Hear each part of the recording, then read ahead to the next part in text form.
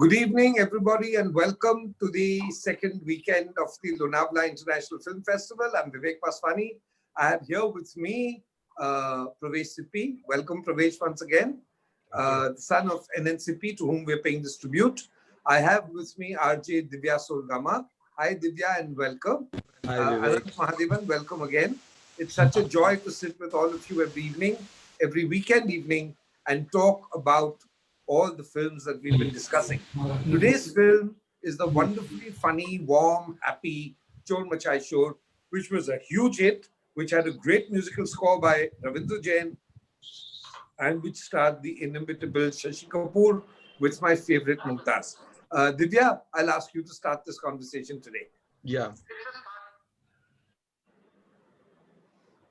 Yeah, Vivek. Yeah, Divya, I'll ask you to start this conversation today. So, Vivek, the film, I just enjoy Chor Machai Shor. Sorry. Yeah, I just, there's some, yeah. So, Vivek, I just enjoy Chor Machai Shor. For the reason is basically, when I saw that film, it was like that. I always like that jailbreak wala thing, that music thing, and that Daku thing. So, as per me, this is a perfect film which had blend of 60s and 70s era. It had that 60s style ka Rajesh Khanna style of that romance and that father Amir Garib wala, and that 70s way with Daku thing which had started after the Dharmendra and that film. जो पूरा डाकू वाला angle था, the second half had that thing which was later on used in so many films. We had like film like Sholay also having that thing, Ghote Sikke having that thing, and the initial part you can see it in films like Ghayal. That same track was there again, Sunny Deol with those three people, and they team up and they escape, and then they have this fight. So Chor Machai Shor is a full entertainer, and there are so many things which this movie has. Like Danny's dialogue, Danny Saab ka jo ek dialogue hai, "Teri maa ko main apni maa bolu," that had become, I guess, it was a rage at that time. Yeah, and that thing, of course, as Ananth mentioned, and music. But before that, I would like to say that main thing is Shashi Kapoor Saab became a huge star after this film. He was a star, and Mumtaz was a bigger star, but Shashi Kapoor Saab became a huge star. I had read somewhere that he had signed 62 films after Chor Machai Shor. And that's when Ranbir Kapoor once shared a trivia that Raj Kapoor gave the tag name of Taxi to Shashi Kapoor because he was doing 3 shifts per day. He was like, from year to year, he said, "Tu taxi hai, tu ek studio se dusre studio jata rehta," and that all started with Chor Machai Shor. It was a very, very big hit. Yeah. I remember seeing it 3 times, once at the Strand, once at the Alankar, and once at my Defense Cinema in Kolaba. And Ananth, what are your memories of Chor Machai Shor? Well, what does one say about the very, very flamboyant Shashi Kapoor on a roll? And this was in, yes, absolutely, Bye. Yeah, and so there are a lot of firsts in Chor Machai Shor. This is the first time Shashi Kapoor was teamed with Mumtaz. They had never teamed before. Then, of course, it's really, unbelievable, but one really can't believe this is this is Ravindra Jain's first musical score. And almost every song was a hit. And for me, my favorite is, of course, Kishore Kumar's very sonorous Ghungru Ki Tarah Bajta Hi Raha Hoon Main.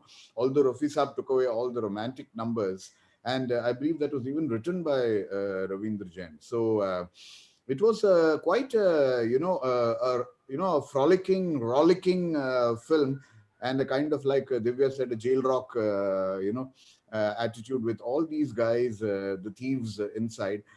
I also heard, I don't know how far this is true, that Shashi Kapoor didn't quite like the lyrics of Le Jayenge, Dilwale Dulhania Le Jayenge, and he wanted to change the lyrics, and he was insisting that these lyrics got changed. And somehow everyone stuck to their guns, Sippy Saab and Ravindra Jain Saab, and the song became he said, "What is this?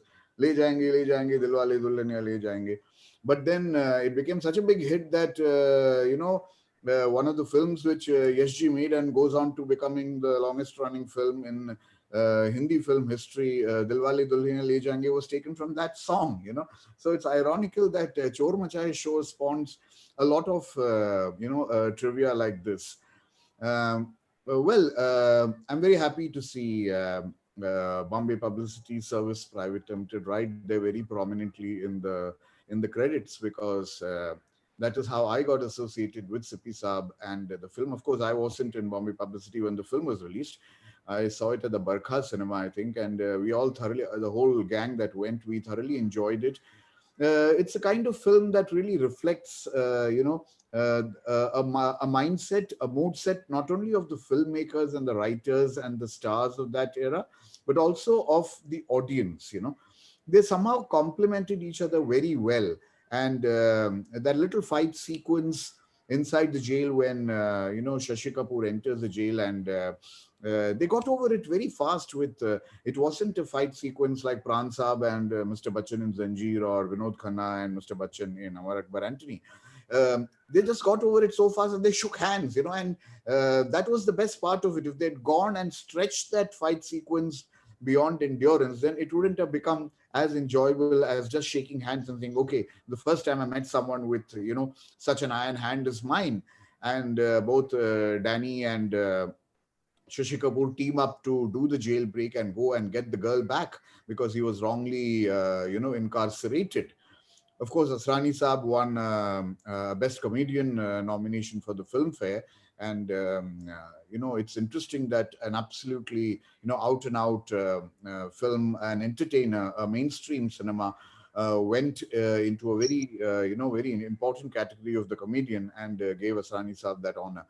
So that's what it is. Absolutely frolicsome, great songs, great, very enjoyable performances, a flamboyant Shashi Kapoor, and it's very racy. I mean, the film just breezes through, and that's what I think today's audiences are going to discover tonight when they watch it.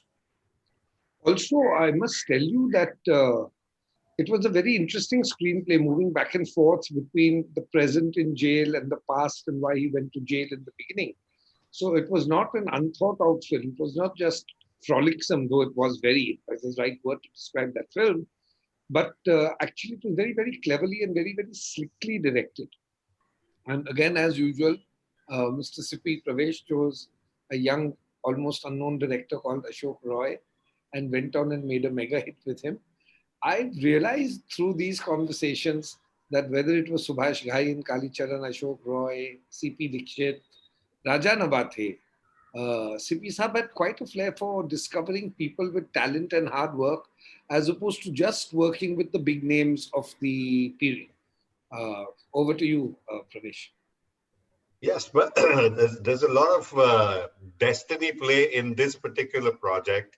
I don't know if people know, but actually it was Vijay Arora who was supposed to be the hero. And there was the landline, no mobiles and no emails or whatever.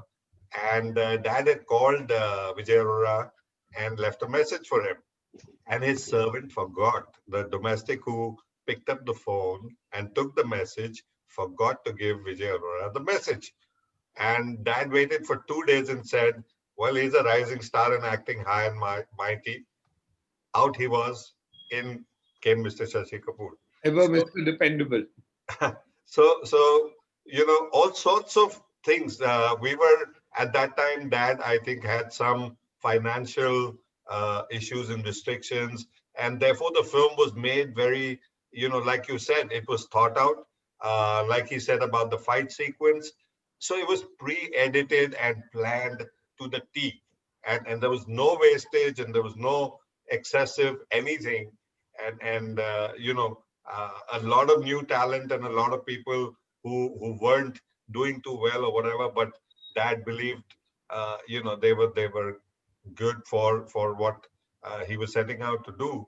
And therefore, there are a lot of elements like that on this. So destiny played a big part for a lot of people on this film in that sense. Also, I noticed in that era, most of the giant directors, most of them, not all, were producers. Manoj Kumar was a producer, Feroz Khan was a producer, Raj Kapoor was a producer, Nasir Hussain was a producer, Vijay Anand had his own film company, Navketan. So obviously, when you went out to look for a mega director, that mega director had realized that he was going to make his own films. Once in a while, they would work for outside banners as a courtesy. we have a large example of the 10 biggest directors in the country, all working with Mushir Riaz, producer pair, very nice people. But the moment they worked with Mushir Saab and Riaz Saab, careers went somewhere else only. That's another story for another day, possibly. But obviously, like for example, Ramesh Sippy was a big director. He had his own banner. Except for Mushir Riaz later on, he never actually directed for anybody else. So, two questions here. Why would Mr. Sippy not turn director himself and work with other small producers? I would know because I've never directed myself, even though I've launched enough directors. But was the fact that most of the big directors already being producers a factor that made him actually search for directors? Pramod Chakravarti said no to this one. Oh, oh, and, okay. and that's how Ashok Roy came into the picture. Um, so Dad always wanted to, I wouldn't say control everything, but he always was part of it, like we've been saying over and over again over these last 5 days that we've spoken about him and his films, and being an integral part of it from the very beginning, and being very clear and firm about his stand on a lot of things creatively. Uh, you know, it was easier for him, I suppose, to work with capable people who were amiable to a discussion in the office with him and understanding his point of view, and they would agree and maybe fight in the office. On the set, he stood behind them. He stood behind the camera. He didn't interfere or suddenly show up and try to get into their space on the set. But yeah, so and I think because he was doing everything himself, we've spoken about being invested with the end result of the distribution, of raising the money, of getting it all made.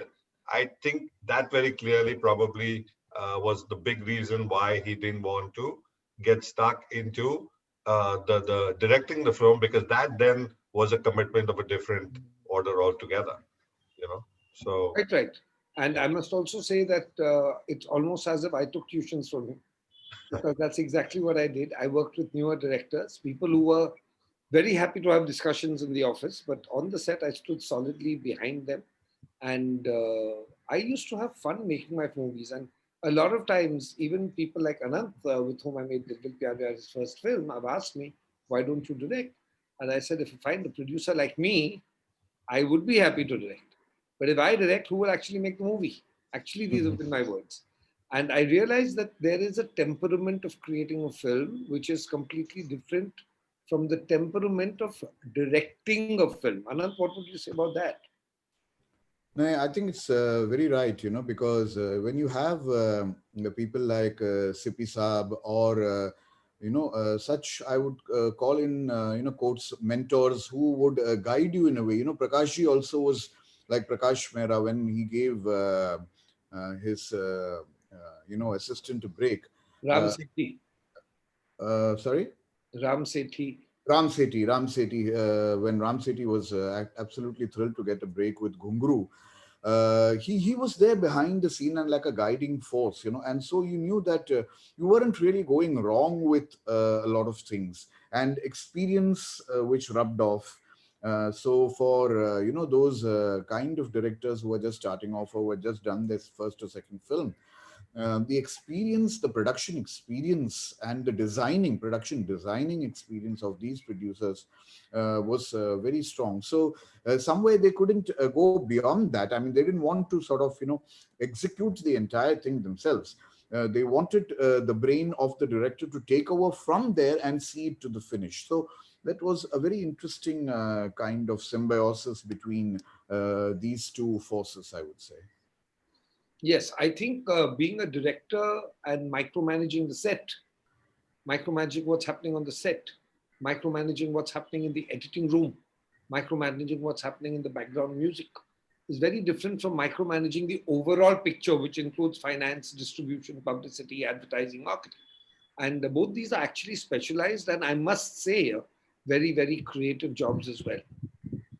So when people dismiss the producer and say, who is only a producer, I say, excuse me, really? It's like saying he's only the mother of the baby because I did my job for 15 minutes and went home, you know. The producer sat for 9 months, looked after the film, nurtured the baby, worked on it, the finance, the publicity, the marketing, the theaters, the show timings, the ticket rate, and then went ahead and gave birth to that film. Uh, Chor Machai Shor, Fakira, yesterday as we were talking, it sounds very easy, Pravesh, how your father breezed through all these movies year after year. But what there must have been a dark side, there must have been problems, there must have been financial issues when films didn't work.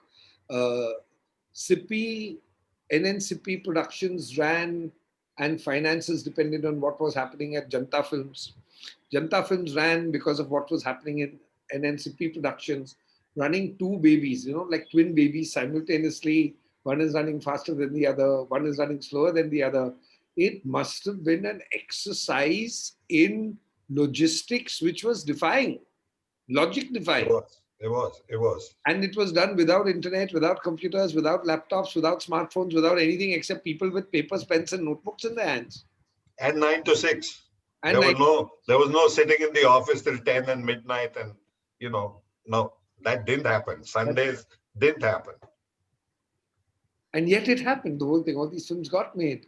So Yeah. I would like to ask you, Divya, when we hear of all these people moaning and groaning of overwork when they have laptops that are doing 80% of their work for them, when they have to press buttons on Google and get any information they want instead of searching for it, when they have to press the button on a phone and actually watch a movie or a trailer without even doing any research, what is it that they find so difficult in 2020 that these people didn't find difficult in the 60s and the 70s?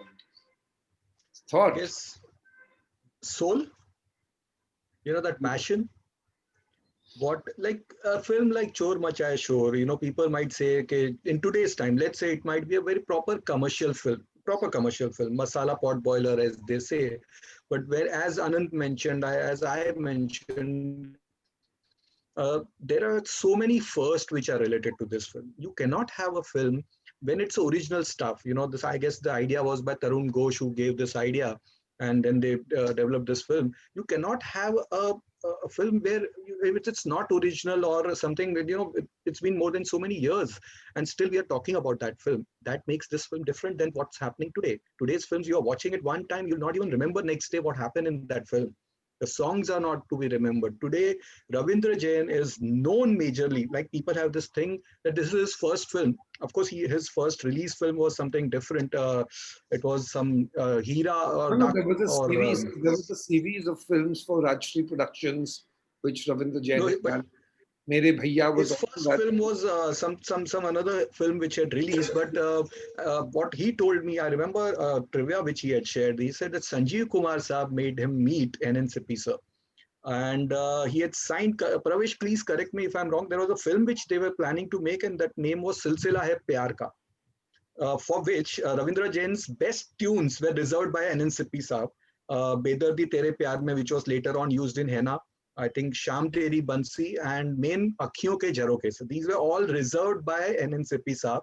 And he said, मुझे उन्होंने 10 रुपया दिया था, वो 10 रुपए देते थे अपने म्यूजिक गाना पिकअप कर फिक्स करने के लिए, लो तुम्हारे पैसे. That film eventually did not happen, and then they shifted to this film, which was Chor Machaya Shor. And जो आपने ले जाएंगे कि लिरिक्स को लेकर किस्सा जो था, उसमें एक और एडिशन उन्होंने बताया था कि उसकी ट्यून जो थी वो फाइनली नहीं हो रही थी. So he said that मैंने कुछ 20 ट्यून सुना चुका था. एक अगर ट्यून एनएनसीपी साहब अप्रूव करते तो शशि कपूर साहब रिजेक्ट करते, शशि कपूर साहब अप्रूव करते तो एनएनसीपी कर दे रिजेक्ट. एंड फाइनली सेड मैं इतना इरिटेट हो गया था, मैंने बोल दिया ये लास्ट ट्यून है मेरे पास, आप सुनिए, अगर ये पसंद है तो ठीक है, वरना मैं फिल्म छोड़ रहा हूँ. And that tune was the main which we hear. That was a trivia which he had shared. Also, he mentioned about Kishore Kumar ka thing. I'm sure you must be knowing about Gunguru ki tarah. So Kishore Kumar को किसी ने बताया कि एक नया लड़का है Ravindra Jain, Bengali type का म्यूजिक देता है. तो किशोर दा वाज बीइंग किशोर दा, ही सेड हाँ ठीक है ना. तो बोलते सर रिहर्सल नहीं, कोई रिहर्सल नहीं, नया लड़का है, क्या ट्यून बनाएगा, सिंपल ट्यून होगी, कल आ जाता हूँ मैं. ही रीच्ड देयर एंड उन्होंने गाना दिया घुंघरू की तरह. किशोर दा थोड़े से अटक गए. अब ये गाना, it looks simple, but it's not a simple song. It's a very tough song. You have to go down, bass, ऊपर नीचे, बहुत कुछ था. तो उन्होंने दादा को बोला कि आप एक बार गा के सुनाइए. एंड he started पूरा हारमोनियम लेके Ravindra Jain started singing this song. जब उन्होंने सुना उन्होंने बोला सर दादा आपको जितना टाइम चाहिए ना इस गाने को प्रिपरेशन, मैं आज पूरा दिन इधर हूँ, आप पूरा प्रिपरेशन कर लीजिए, पूरा साउंड सेटअप सब कर दीजिए, उसके बाद हम रिकॉर्ड करेंगे और मैं आज ही करके जाऊंगा. और उस दिन से वो रविंद्र जैन को रविंद्रनाथ कहते थे, रविंद्रनाथ टैगोर से इंस्पायर्ड होकर he started giving him Rabindranath कह के बुलाते थे. So these were a couple of stories which he had shared. I thought this is the right platform to just talk about them.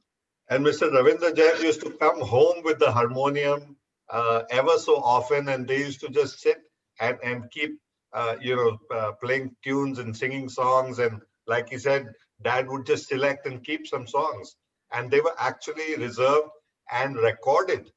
Scratch recordings were done of some of these songs that he mentioned, because Dad was dead sure that he was going to use it. And scratch recording meant going to a studio in those days. It didn't mean pressing buttons on a laptop. Yeah. With electronic music, doing a scratch and stuff like that. Though today even final things are done on the computer, there is no loud live music. But Ravindra Jain Saab's songs were actually, if you look at his oeuvre outside Rajshri films, it's also quite amazing. I mean, finally, it was not just Ananth Sippy, but also Raj Kapoor, who used him after Lakshmikant Pyarelal in both Ram Teri Ganga Maili and, of course, subsequently Randhir Kapoor and Hina. And Ravindra Jain Saab did a great body of work, of course, for the Rajshri films. He did nearly 22 or 23 movies for them, but the songs outside Rajshri were equally important. And he worked with them all. He worked with Lata, he worked with of course, his favorite singer was Hemlata. He used to work with her. And Sardar singer called Jaspal Singh, who had a very, very, very, very good voice, very melodic voice. But you can't compare that with Kishore Kumar singing Ghungru Ki Tarah Bajta Hi Raho. You can't compare duets like Paon Mein Dori, Dori Mein Ghungru, Ghungru Ki Runjun. You can't compare, of course, not just Le Jayenge, but Ek Dal Pe Tota Bole Tota. So, I mean, musically, all the films. And Agre Se Gagra. Agre Se Gagra was outstanding. That was pure Lakshmikant Pyarelal for me. For me, that was pure Lakshmikant Pyarelal. And Mumtaz, but I'm sure people that's what people in those times must have freaked out. Matlab, last mein, the main dance number of Mumtaz was a huge star. Alankar jaise cinema mein, they would dance. And that is why I said I'm saving the best for the last, what I call the dessert, what I call the cherry on the cake. My absolute number one all-time favorite, Mumtaz. There's no question that you could not see a film of Mumtaz 20 times. She was beautiful, she was pert, she was cute, she was voluptuous, she was aggressively very, very in-your-face actress. She stood up to a Dilip Kumar in Ram Aur Shyam. She stood up to a Shami Kapoor in Brahmachari. She stood up to Shashi Saab in Solgama Chai Shor. She gave 10 back-to-back mega hits with Rajesh Khanna, who was actually a very difficult actor to work, so Tanuja has told me. So whether it was Bandhan, whether it was Do Raste, whether it was Dushman, whether it was Apna Desh, whether it was Sacha Jhuta, whether it was Aapki Kasam, she just breezed into all these films. Roti with Manmohan Desai. And of course, she her last hit. Last hit. And she breezed through being aggressive with even Feroz Khan. She took him on in Aprad. She took on Sanjay Khan in Upasna, and she took on both the brothers in Mela. She took on Randhir Kapoor in Lafange. She also worked with the third brother, I guess, Samir Khan in Gomti Ke Kinare. Gomti Ke Kinare. And she started with Dara Singh. Yeah. So she took the whole industry on and she charmed the pants off them. She worked with them. She gave some outstanding performances in Aina with Rajesh Khanna. Oh. A blind girl in Jheel Ke Us Paar, Bappi Soni's film with Dharmendra. She took the whole onus of carrying O.P. Ralan's Bande Haath on her shoulders by doing 8 major numbers in it, while Amitabh Bachchan was the sulking hero. It was incredible how this actress just took over. And Sippy Saab, I realized, whether it was Sadhna in Wo Kaun Thi or whether it was Guru Old Mumtaz in Solgama Chai Shor, he loved the fact that his heroines were the top heroines of the day. The heroes could have been up and coming. As Pravesh ji said at the beginning of this conversation, he was very happy to use Vijay Arora with Mumtaz, just like he used Manoj Kumar with Sadhna, in Wo Kaun Thi. Upcoming hero, top heroine. the combination obviously worked with Sippy Saab.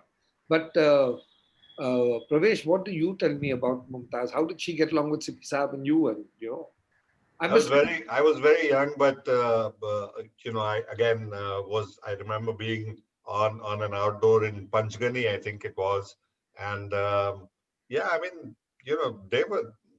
I mean, I saw Dad with with his actors, with his crew, with everyone. There was like a personal, friendship. There was always laughter. There was always, joy of being together and working together. Or whether, at some point later on in life, they used to play cards on the sets while waiting for their shots. Some of these actors with him. I remember Dimple playing cards with him when we were doing the Rajesh Khanna film, and Goli Ranjit, the actor. So these guys, they played cards together, and they just loved each other's company. Uh, yeah, that's how he was with all of them. So. I think also Chor Machai Shore has the distinction of filming in the three landmark studios in Mumbai: Filmale, Filmistan, and Mehboob Studios. Chandivali. And Chandivali also. So, this was a very studio film in many ways, of course, for the songs like Sippy Saab said they went outdoors, but it had all the main studios in, and that was the time of studios. Yes, but I talked about Mumtaz because I have a special affinity. I was born in the building she lived in Gobind Mahal Oh, on Marine Drive. And when I was less than 1 year old, I used to play on her knee. She thought I was a very cute kid, which I was. And in fact, that building was quite a landmark. Jaikishan Saab lived in the same building. Mohan Sehgal Saab lived in the same building. And of course, now we can say Viveck Vaswani lived in the same building. But in those days, he was just an infant. But I think there was no Cuff Parade, but I would say Marine Drive up to Altamount Road, Carmichael Road, Warden Road, and Nepean Sea Road was where the main movie moguls and the big stars actually used to live. And then one lot had flung out in Bandra and Juhu. But I do remember playing with Mumtaz. Years later, I connected with her in Trinidad, of all places. I was making Dula Mil Gaya with her son-in-law, Fardeen. And she and Fardeen's mom, Sundri, both came along for the shooting. And a lot of reminiscing happened then. She remembered me. And I think it was absolutely marvelous how these people, and we call them old timers, but they will always be evergreen, how they managed to keep a friendly atmosphere, how they managed to spread warmth. I am told that Rakhi used to cook prawn curry for the unit whenever she went on an outdoors. So she must have done that on the sets of Paras.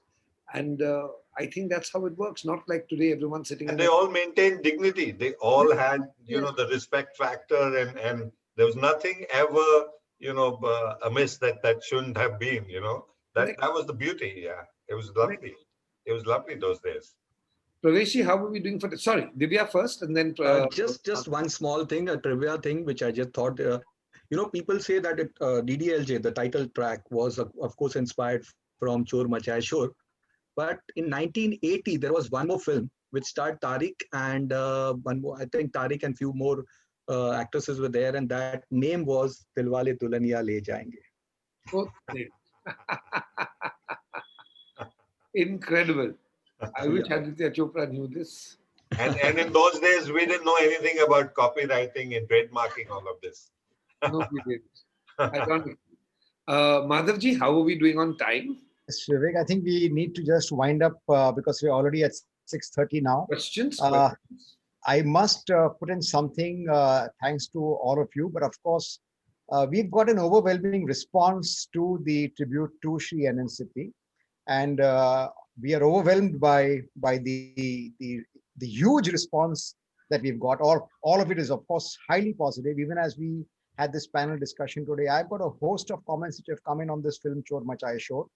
All of them highly appreciative, old is gold, and Shashi Saab's best film and lovely music, all sorts of positive comments on this. And I think we've been very lucky that Pravesh has permitted us to honor actually LIFFI by allowing us to pay a tribute to Sri Ananth.